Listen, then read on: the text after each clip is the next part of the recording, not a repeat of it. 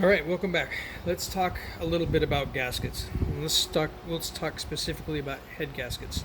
Okay, there's really two main kinds of head gaskets that are out there that you're going to be mostly concerned with.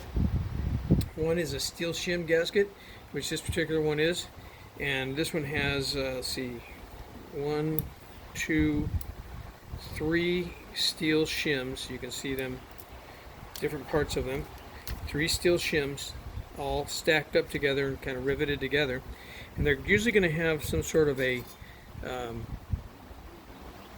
material that's kind of a bonding material that's glued onto them, and so that they're going to seal into the water jackets, maybe around the fire ring, depending on what they're doing. But these are pretty reliable, and but they're just a steel shim gasket. They'll usually, if they're going to have a failure, especially in some like our 1.5s, I think I shared with you a little bit about the failures they have with the 1.5s.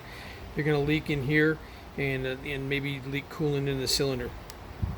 Important to know that when we put these on, we put them on dry. We have to make sure that surface is clean and that the surface is smooth, that there's no gouges, no cuts. We don't use rotary tools to clean the surface. We clean with plastic blades and cleaners, and we make sure that the surface is perfectly smooth.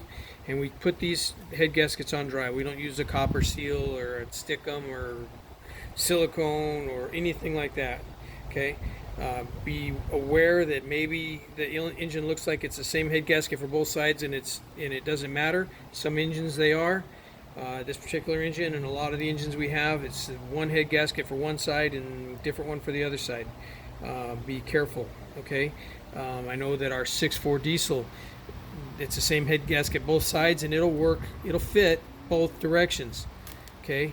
But once you got the head bolted on and you start trying to put the lifters in, all the holes are gone. So you got to be careful and pay attention what you're doing, okay? The other kind of head gasket that's out there is called a composite. Here's an example of a composite head gasket, okay? This has a metal ring for the fire ring in here, but the rest of this is all some kind of a graphited fiberglass, is some kind of composite, okay? I don't even know what they make them out of, but it's just a composite head gasket.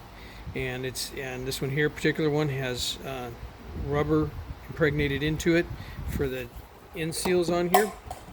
And again, the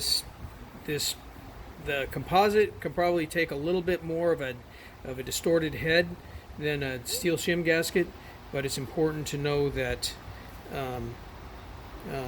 we put these together dry. We do not put them together with any kind of a sealer.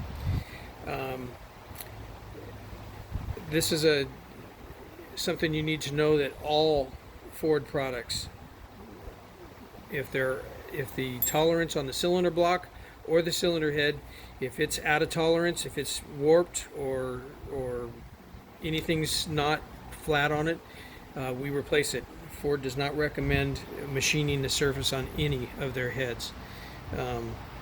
Having said that, the aftermarket will try to do that for you, and so you got to be careful. If you machine a cylinder head and make it shorter, then it affects other things. It puts the valves closer to the pistons. It affects compression ratios. It does all kinds of things. So you need to follow the recommendation of the manufacturer. And if it says not to do it and just replace the head, then that's what you need to do. So that's our cylinder head gaskets. We have lots of other kinds of gaskets that are out there. This particular one is a water pump gasket off a 3.5. And that's just a really heavy steel plate in here. They use that as part of the design for the flow of the water, but it also is impregnated with rubber. So we use that in a lot of our engines now.